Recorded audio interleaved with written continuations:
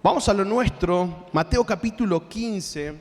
Mateo capítulo 15, este mes comenzamos una nueva serie que se llama Audaz Insistencia y se va a tratar en los grupos. Yo voy a predicar, obviamente,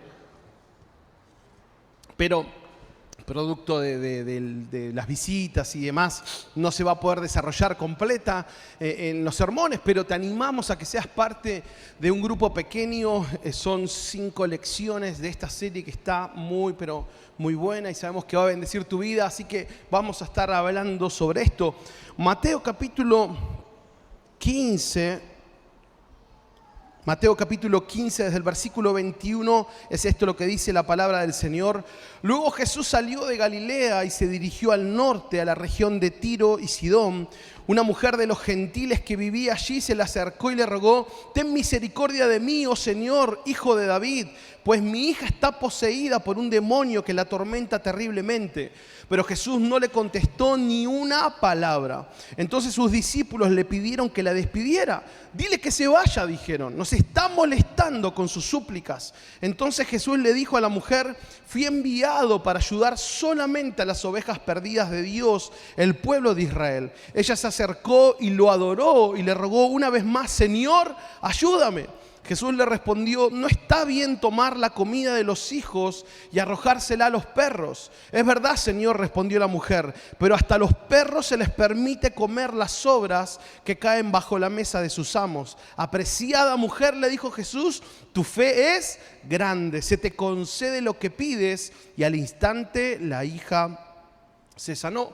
Lleva como título este primer sermón de esta serie: súplicas molestas, súplicas molestas. Hay oraciones que son muy fáciles de hacer. Digo fáciles porque no cargan quizás algún deseo complicado o algún pedido complicado. Oramos por la comida, oramos por la jornada, oramos por ejemplo, por el año lectivo. Oraciones que todos hacemos creyendo y sabiendo a quién le pedimos. Oraciones de rutina, digo, las de salida a la mañana o cuando estamos en el trabajo. Pero también existen las oraciones desesperadas, las súplicas desesperadas, esas oraciones que seguramente habrás hecho más de alguna vez o quizás hoy estás haciendo, que se instalan en nuestra vida, que nos presionan y que no nos quieren, obviamente, y no se quiere ir, no nos quieren dejar, ¿no? Cuando el diagnóstico no cambia, cuando la cosa parece ir a terminarse, cuando la situación familiar no mejora, cuando un hijo se aleja y tantas otras cuestiones. Esas oraciones van con nosotros constantemente, o tendrían que ir con nosotros constantemente. Y la oración ya pasa a un plano muy distinto, al plano que en realidad siempre tiene que estar, pero muchas veces ciertas oraciones se sienten demasiado religiosas. Yo siempre digo que no hay una oración quizás sin tanto corazón que se hace como la de la comida, aunque es erróneo, ¿no? Porque, bueno, Señor, bendice los alimentos en el nombre de Jesús, amén, ¿no? Como un rito, como una tradición, y metemos que sea de provecho para nuestro cuerpo cada tanto por ahí, pero nos sigue engordando y nos sigue cayendo mal, en fin, ¿no? Entonces, son oraciones que, respetan el ritual, por así decirlo, pero que muchas veces, no tienen el corazón, no están como conectadas. Pero estas oraciones, ninguna de estas oraciones, en estas situaciones pasa a ser un acto religioso, no. Lejos de eso, se convierte en un clamor. Son oraciones sentidas, oraciones lloradas, ¿no? Y al punto tal de que muchas veces ese clamor resulta incómodo para otros, o hasta sentimos que estamos insistiendo demasiado, que estamos repitiendo lo mismo una y otra vez, y que ya no sabemos si en realidad ya Dios se cansó, si Dios nos escucha. Sentimos que estamos molestando a Dios con el pedido. Pero lo interesante es que la Biblia nos habla de estas oraciones y habla de que estas oraciones también son recompensadas. Mientras Dios no conteste, mientras Dios no nos diga otra cosa, podemos seguir pidiendo, podemos seguir clamando. Y hay oraciones que verdaderamente parecieran ser molestas, luego vamos a desarrollarlas un poco, pero en el cielo se convierten en expresiones poderosas de fe, oraciones que cual nuevo, cual desesperado tenemos que seguir insistiendo. Y quiero que veamos 3 verdades sobre estas súplicas molestas. Súplicas molestas en medio de contextos limitantes. Dice el versículo 21, luego Jesús salió de Galilea y se dirigió al norte, a la región de Tiro y Sidón. Está hablando de una historia muy particular, de una mujer cananea. O sea, esta mujer vivía en una región que por historia y por condición eran enemigos de los judíos. Mateo, que escribe a los judíos ahí en la versión Reina Valera 60, dice que esta era una mujer cananea. Era algo así como que por ahí dijeran, no, eran los ingleses, ¿no? Y vos sabés que naturalmente cuando al argentino le dicen los ingleses, vienen las Islas Malvinas y el conflicto de Malvinas, ¿no? Y si por ahí alguno osa ponerse una remera con la bandera de Inglaterra, no, lo escrachan, le dicen, ¿qué haces con eso? Y demás, ¿no? Ahora, algo así y peor era para los judíos. Era cananea, era de la región de Canaán, antiguos enemigos, esos a los cuales Dios había dicho, a esos hay que sacarlos de la tierra. Era lo peor de lo pagano. Entonces Mateo está hablando de esta mujer, de esta situación, de esta mujer cananea. Es más, Tiro y Sidón no era un lugar frecuentado por Jesús. Es más, es la única vez en todos los evangelios que se habla de que Jesús estuvo en Tiro y Sidón. Ahora, para colmo de males de esta mujer, la norma en aquellos tiempos era que los rabinos no solían hablar con las mujeres, y menos con mujeres extranjeras. Por ahí circulaba una tradición oral que decía lo siguiente. Dice, es mejor quemar las palabras de la ley antes que enseñárselas a una mujer. O sea, eso era lo que se hablaba, eran completamente enemigos. Y no solamente eso, era bien cerrada la cuestión religiosa. Algunos historiadores hablan de que la gente en Tiro y Sidón eran, me encanta la expresión, notoriamente mal dispuestos. O sea, ¿no? Una mala disposición, un mal humor, ¿sí? Constante hacia los judíos, y que tenía mucho problema en el suministro del grano y la comida. Así que ese era el contexto de esta mujer cananea, sirofenicia, una mujer que tenía una necesidad particular, puntual, su hija endemoniada, atormentada, y tenía que ir a la persona que sabía que podía resolver su situación, pero tenía todo esto en contra. Y uno dice, ¿cómo puede pedir algo teniendo todo eso en contra? ¿Cómo alguien puede elevar una oración teniendo tantas complicaciones o tantos factores en contra? ¿Y cuántas veces nosotros nos encontramos repasando en nuestra cabeza estos ítems de dificultad? No que el tiempo, no que el lugar, no que la distancia, no que las probabilidades, no que el médico, no que mis propios límites, no que la situación actual, no que la próxima semana. Un montón de ítems de dificultad antes de ir a la oración. Antes de ver si es probable que Dios responda a la oración. Antes de ver si vamos a insistir en la oración. Porque a veces sentimos que no hay forma de que Dios nos escuche. Por nuestra condición. Porque quizás no nos sentimos dignos. No, pastor, si yo te contara lo que fue esta semana, este último mes, si yo te contara lo que pasó en casa hace un tiempo, si te contara cómo viene mi vida espiritual, si te dijera cómo están mis pensamientos, no creo que Dios pueda escuchar mi oración, no creo que yo tenga la cara para ir delante de Dios a pedirle algo, no soy digno. ¿Cuántas veces eso viene a nuestra mente? Y no estoy justificando lo anterior, no estoy justificando lo anterior. Pero esos ítems de dificultad vienen a nuestra cabeza, contextos limitantes. Esta mujer era gentil, judíos y gentiles no se llevaban, para colmo era cananea, lo peor. Era mujer, peor para el contexto. Y de pronto la única forma que su vida cambie era acercándose a Jesús. ¿Cuántas veces somos nosotros mismos los que ponemos todo este contexto delante de nuestras oraciones?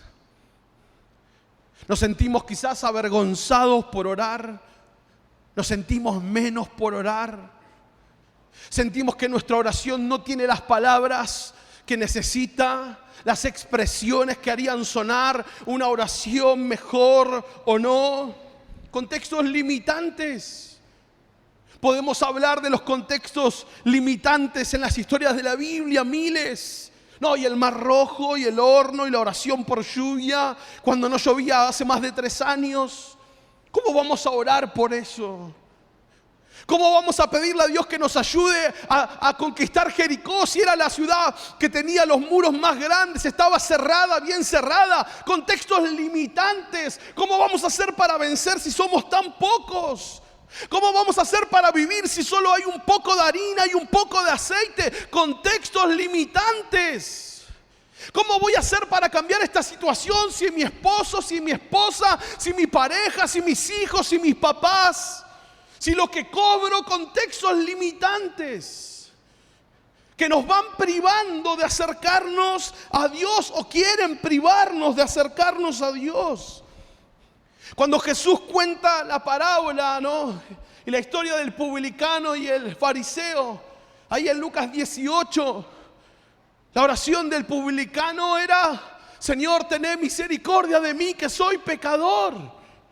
Era publicano. ¿Cómo puede ser en el contexto que Dios escucha a un publicano y no al fariseo que ayunaba y oraba y daba sus ofrendas y clamaba a Dios? A ese sí Dios tiene que escuchar. No, pero pastor, a vos sí Dios te escucha porque sos pastor. No, si yo te cuento, no hay una diferencia, pastor. Y el publicano solo decía: tené compasión de mí porque soy pecador. ¿Cuáles son tus límites hoy? ¿Qué es lo que como sarmiento viene rápido a tu mente cuando querés orar?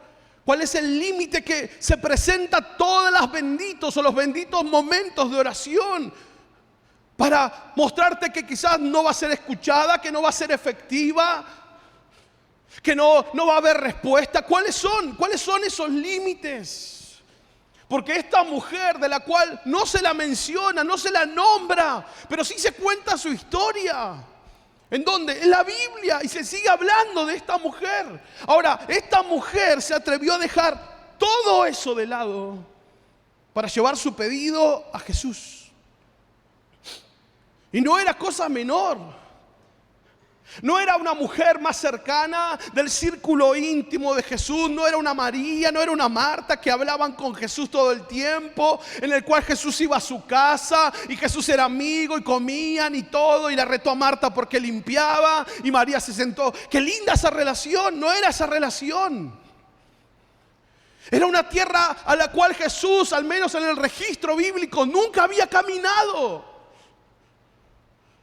Y de pronto esa mujer decide dejar todo, se entera que Jesús estaba en la ciudad y se acerca para hablarle, se acerca para pedirle. Dice el versículo 22, una mujer de los gentiles que vivía allí se le acercó y le rogó: ten misericordia de mí, oh Señor, hijo de David.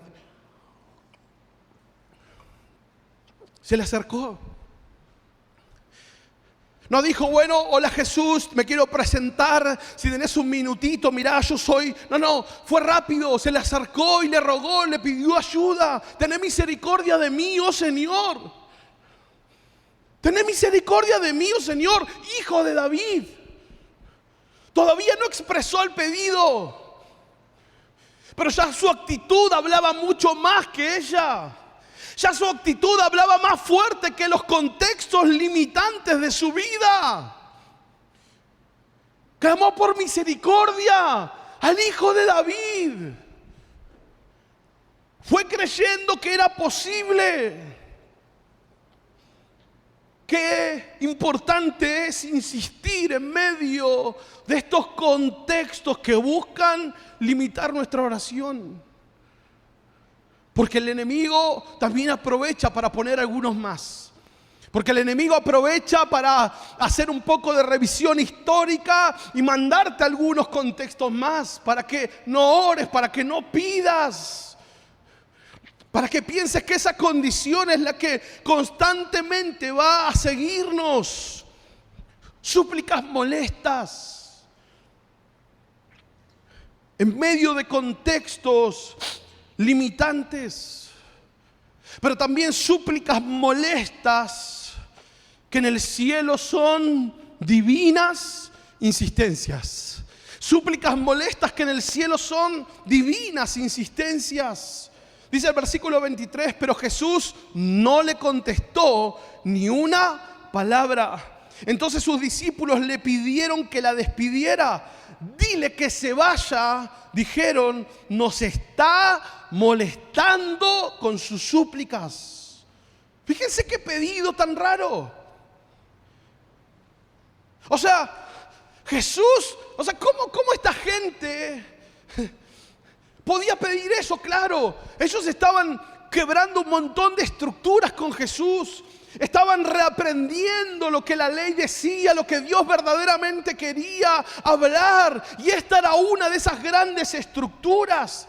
Los judíos decían que los gentiles fueron hechos como combustible para el infierno. Eso era lo que pensaban los judíos de los gentiles. Así que Jesús tiene que romper estructuras. Tampoco podía ser tan drástico en algunas, pero claro que iba por ese camino. Claro que había un plan para todos. Y hoy, gracias a Dios, nosotros somos parte de la familia. Pero los discípulos dicen que se vaya porque nos molesta. ¿Qué les estaba molestando? El clamor de esa mujer les molestaba. Les incomodaba. Ahora fíjense la escena. Los dos, este grupo y ella, los dos estaban pidiendo, insistiendo. Ellos pedían que la mujer se vaya, que deje de molestarlos. Ella insistía en que Dios conteste su oración, que Dios haga un milagro. Hay gente tan egoísta que tus oraciones le molestan. Otra vez pidiendo por lo mismo vos. Otra vez con lo mismo, ¿no aprendiste? ¿Vas a seguir pidiendo eso? Hay gente tan desconectada de Dios que las oraciones del otro son molestia. ¿Sabes cuántas veces me molestó que mi mamá orara por mí? Porque yo estaba en cualquiera y yo sabía que ella oraba para que yo volviera. ¡Qué paradójico! Ella pidiendo por mí y yo molesto porque ella oraba por eso. Claro, es que el recurso es rápido. No te quiero escuchar. Siempre lo mismo.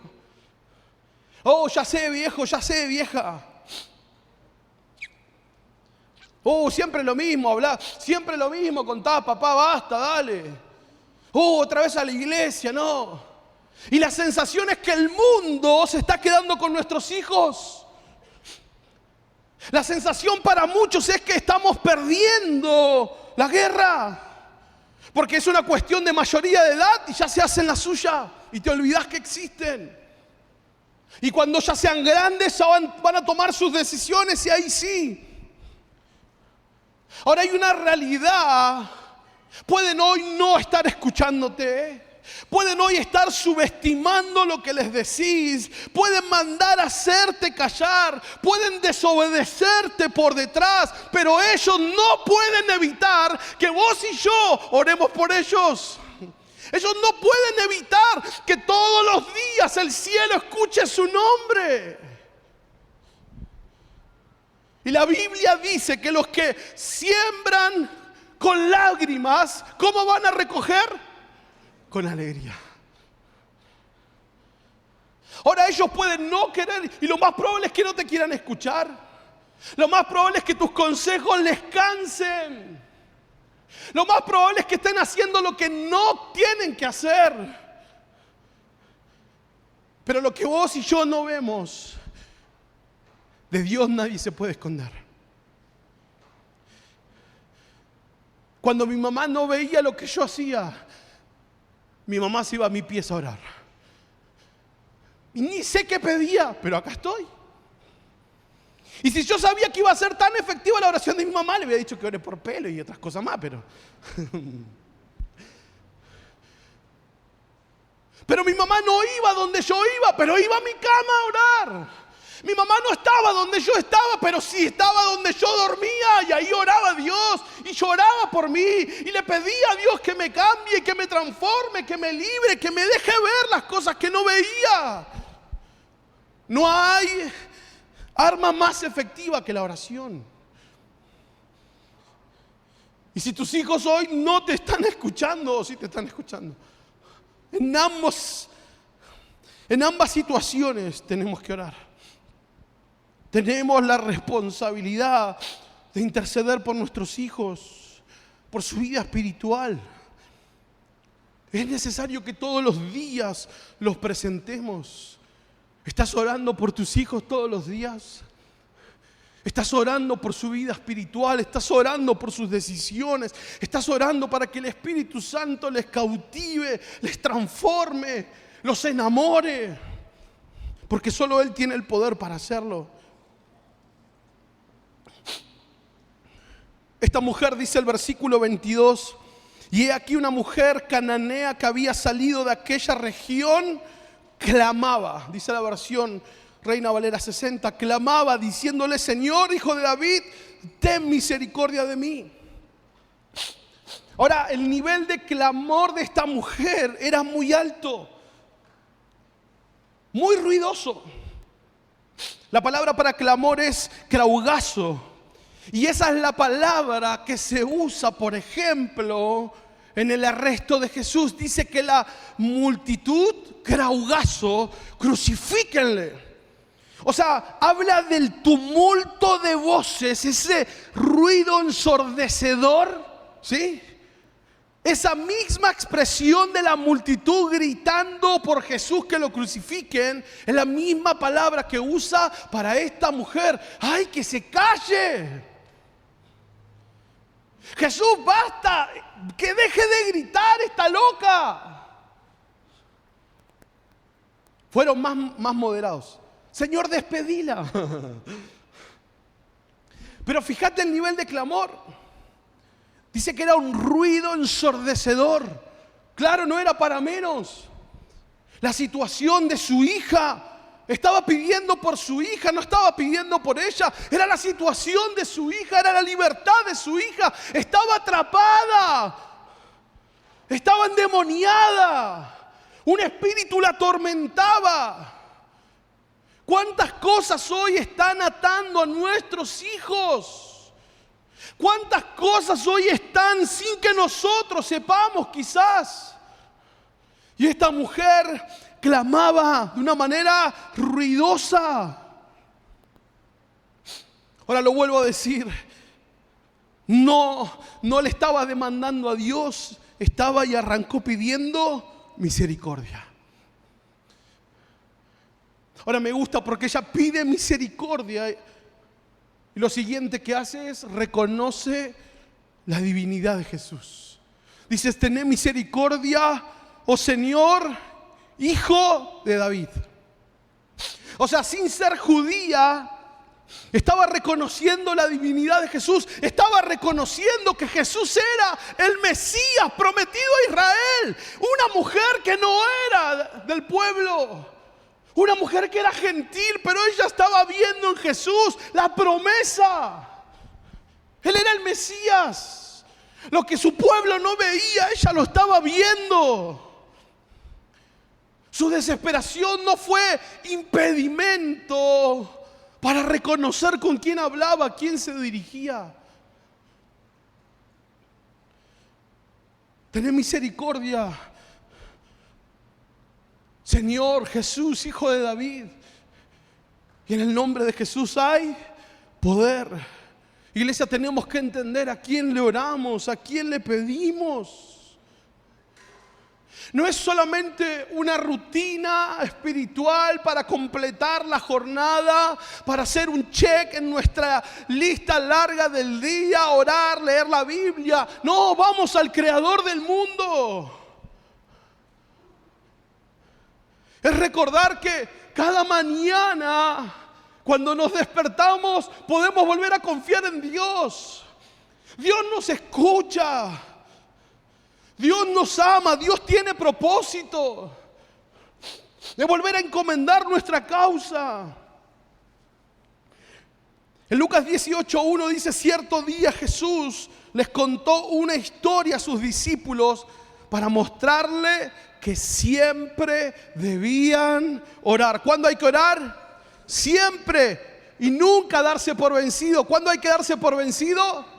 Nunca, siempre orar y nunca darse por vencidos. La importancia de eso, de ambas cosas. ¿Por qué? Porque nos cansamos, porque dejamos de insistir, no vemos resultado. Pasa el tiempo y la cosa no cambia. Pero acá insistiendo, pidiendo. Y Jesús enseñando sobre esto, siempre tienen que orar, nunca darse por vencido. Ahora, qué particular, ¿no? Porque ella le habla a Jesús. E increíblemente, en medio de una situación que urgía de un milagro, Jesús no dice nada. Porque cuando otros vienen, le dice: ¿qué necesitas? ¿Crees que puede ser posible? ¿Querés que te sane? Levántate, toma tu lecho y andá. Pero acá escucha y no le dice nada. Ahora, ella insiste en su pedido, en ese clamor ruidoso. Y los discípulos se molestan. Otra vez pidiendo por lo mismo. Otra vez gritando, otra vez. No entiende. Y de pronto Jesús habla, ¿no? Pero la respuesta parece no ser la correcta. Dice el versículo 24: entonces Jesús le dijo a la mujer: fui enviado para ayudar solamente a las ovejas perdidas de Dios, el pueblo de Israel. Ahora, ahí era una verdad, no vamos a desarrollarla, pero claro, era el principio del plan. Era el pueblo primero y a través del pueblo a todos los demás, claro que sí, ese era el plan. Ahora, la mujer no discute con Jesús. La mujer no va ahí y se le pone, bueno, a ver dónde dice. No, la mujer no discute, ¿qué hace? Se acerca. Y dice el versículo 25, ella se acerca y lo adoró. Y le rogó una vez más: Señor, ayúdame. O sea, 2 instancias de pedido, pero 2 instancias donde ella sabe a quién le está hablando. En la primera pidió misericordia. Era la forma de decir: yo no merezco tu ayuda, yo no merezco que me respondas, pero por misericordia, Señor, Hijo de David, Mesías prometido. Ahora Jesús no le responde en primera instancia como ella quería, pero ella se acerca y lo adora. Y uno diría: no, pará, te pasaste de la raya. Una cosa es que le pidas algo y otra cosa es que vos quieras adorar a Jesús. No. Ahora, Jesús tampoco se lo prohíbe, pero sí le dice: Señor, ayúdame. Señor, ayúdame. En medio de esta situación, Señor, ayúdame. Señor, te adoro, te necesito, pero ayúdame, Señor. La insistencia convirtiéndose en adoración. Ahora, ella no se ofende con esa situación, ella no se ofende con las respuestas, pero entiende que si Él es el rey, primero que lo tiene que adorar. Y segundo que va a tener respuesta, que Él algo va a responder. Hebreos 4:16 dice: así que acerquémonos con toda confianza al trono de la gracia de nuestro Dios.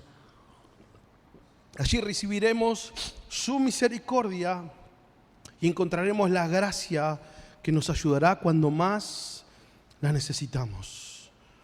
Súplicas molestas, que en el cielo son divinas insistencias. Y termino. Súplicas molestas que mueven el cielo. El texto dice que Jesús fue a la región de Tiro y Sidón. O sea, Jesús podía haber ido a cualquier otro lado. Está bien, venía de tener una discusión áspera con los fariseos, con los religiosos. Y Jesús diciéndole: este pueblo de labios, le cita, no, este pueblo de labios me adora, pero su corazón. Y los discípulos le dicen: Señor, creo que te pasaste de la raya un poco. No, le dicen: no, creo que fuiste un poco duro, ¿sí? Entonces Jesús sale a caminar con sus discípulos para alejarse, ¿no? Un ratito. Ahora, podría haber ido a cualquier otro lugar. Podría haberse resguardado en la casa de uno de los discípulos. Podría haber ido a algún vecino cercano. Pero Jesús iba camino a provocar un encuentro. A esa tierra donde nadie tenía que ir. Era una tierra oscura. Tierra oscura por la historia. Era una tierra olvidada quizás. Para el hombre estoy hablando, ¿no? No por Dios. Y de pronto Jesús va para Tiro y Sidón. Y no solamente que va para Tiro y Sidón, sino que cuando esta mujer se acerca, después de la insistencia, habla con la mujer.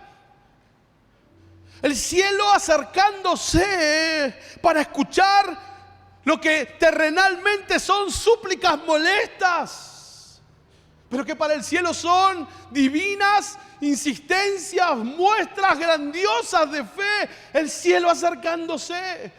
Y a veces pensamos que somos nosotros los que, bueno, a ver si Dios me escucha, sin darnos cuenta que Dios es el que se acerca todos los días para hablarnos. Es Dios el que está ahí deseoso de hablarte, deseoso de escuchar tu petición, deseoso de escuchar el clamor, deseoso una vez más de fortalecerte, de llenarte de su espíritu. Pero somos nosotros los que decidimos acercarnos o no. Bueno, pero pastor, eso seguramente para vos que sos el pastor, seguramente para alguien que viene orando 24/7. Pastor, si yo te cuento, no, es que Jesús se acerca a todas las regiones.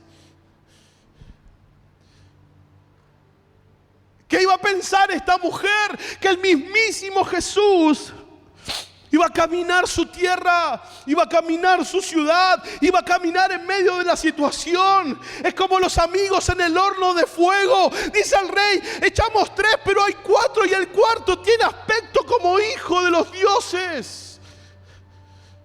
Como Dios en medio del horno de fuego. Claro, si Él es Emmanuel, es Dios con nosotros.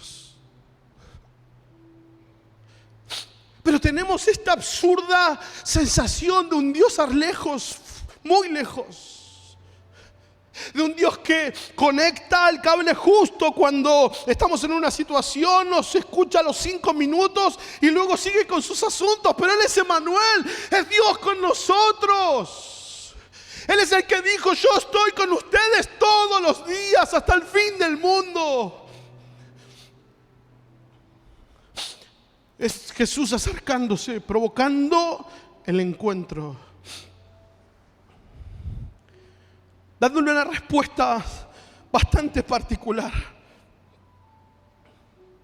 Porque él le dice en el versículo 26, no está bien tomar la comida de los hijos y arrojársela a los perros.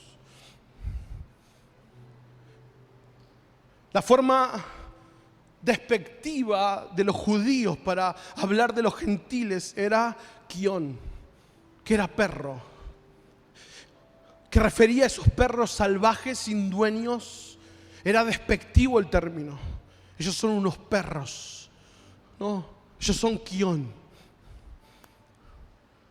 Esos animales que nadie quería, esos animales que estaban solos. Claro, y en la traducción es difícil verlo, pero Jesús le habla y Jesús no usa kion. Jesús usa kinarión, que significa perrito, cachorrito.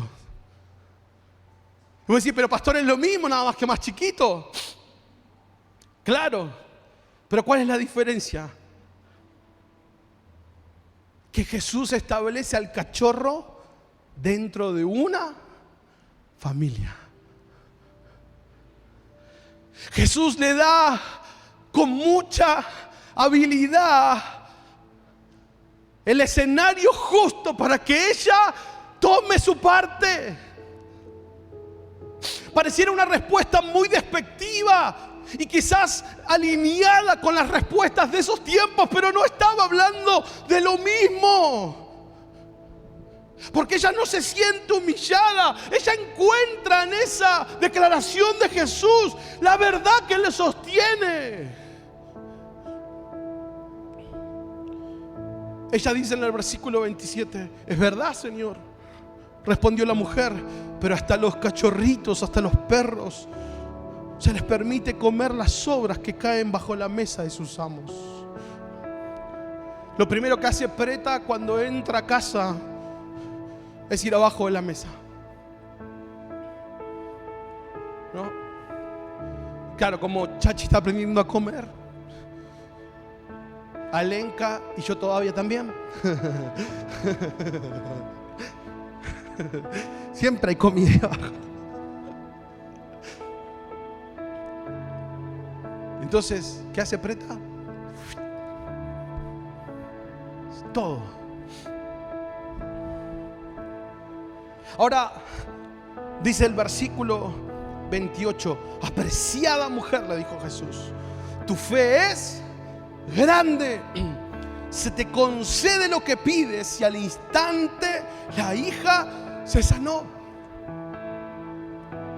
Esta mujer es una de las dos personas a las que Jesús le elogia la fe. E increíblemente las dos personas, las únicas dos personas a las que Jesús les elogia la fe no eran judíos. Uno era un centurión y otra era esta mujer. Tu fe es grande, le dice. Porque fue más allá del límite del contexto, fue más allá del qué dirán, y siguió insistiendo, siguió pidiendo, siguió clamando, siguió adorando, siguió reconociendo quién era la persona que estaba ahí adelante.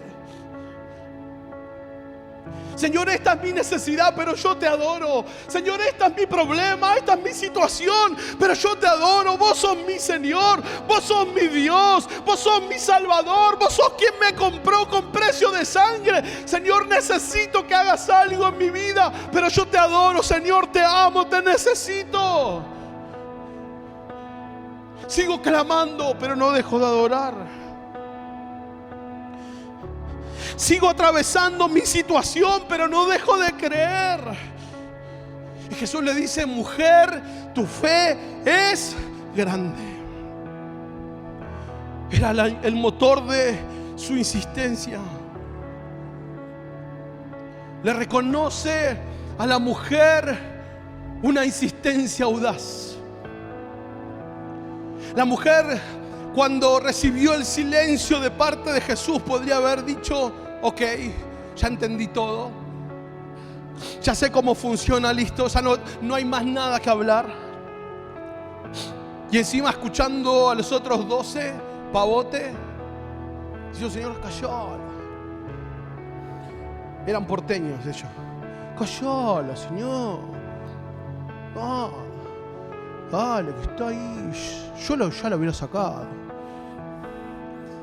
Sí, me encanta porque exagero y yo soy porteño, pero eran porteños, hermano. Más Pedro. Ahora, su súplica molesta lo que el mundo considera molesto. Al mundo le molesta que ores. Quizás a tu familia le molesta que ores. Quizás a tu pareja le molesta que ores. Quizás a tu esposo le molesta que ores. O a tu esposa le molesta que ores. Quizás a tus hijos le molesta que ores. Quizás a tus papás le molesta que ores.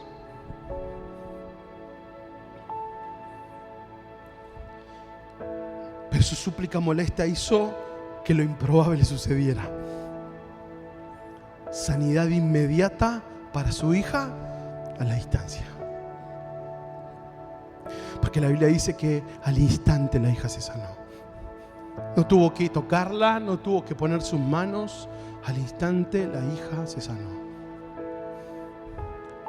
Pero somos nosotros los que pensamos que nuestra oración no tiene la capacidad de mover el cielo. Somos nosotros los que pensamos que nuestra oración debe entrar en la lista de espera de cientos de millones de oraciones más en el mundo. Cuando Dios está diciendo, nunca dejes de pedir. Nunca dejes de orar. Nunca te des por vencido. Pedí siempre, orá siempre. Seguí insistiendo. Si Dios no te respondió sobre esa oración, seguí insistiendo. Si Dios no te dijo algo sobre ese pedido, seguí orando. Si Dios no te contestó, seguí orando. Sigamos orando. Si Dios todavía no dijo nada de ese diagnóstico, de esa situación, de ese momento, de ese trabajo, de esa relación, seguí orando. En algún momento la respuesta llega. Pero si Dios no te dijo nada, como le dijo a Pablo, Pablo dice, 3 veces le pedí que me quitara esto y Dios me dijo, basta de pedirme, que te baste mi gracia. Bueno, si Dios te lo dice, se deja de pedir. ¿Cuántos tienen necesidades puntuales? Bueno, sigamos orando. Señor, te damos gracias. Gracias, Padre bueno, gracias. Gracias. Dale gracias al Señor. Reconoce a quién estás orando. Reconoce quién es el Dios que adoramos. Al Dios que hoy estamos rindiendo la adoración. Al Dios que hoy estamos levantando nuestras manos. Señor, te adoramos, Dios grande, Dios fuerte, Dios poderoso. Te adoramos, Señor eterno, Señor que sigue siendo siempre el mismo, el que era, el que es y el que ha de venir. Señor, te adoramos con nuestra vida, pero seguimos, Señor, presentando delante de tu trono estas necesidades. Señor, seguimos presentando la vida de nuestros hijos. Señor, vos sabés estas situaciones que están atravesando. Señor, esta situación que quizás está, Señor, cegando sus miradas, Señor, que está pervirtiendo su corazón. Señor, te pedimos por esas voces que están hablándoles, Señor, guiándoles de manera errónea. Señor, por esos contenidos que han llegado a su mente y a su corazón, a sus ojos, Señor, por los ofrecimientos del mundo, lugares donde nosotros no podemos estar, Señor, lugares virtuales donde no sabemos, Señor, que navegan, pero hay algo que sí podemos hacer, y es, Señor, sembrar con lágrimas, Señor, el trono de la gracia por ellos. Señor, te pedimos, Señor, con nombres. Señor, te pedimos por sus vidas. Te pedimos por sus vidas, Señor, por toda mentira que el enemigo está queriendo sembrar en sus corazones.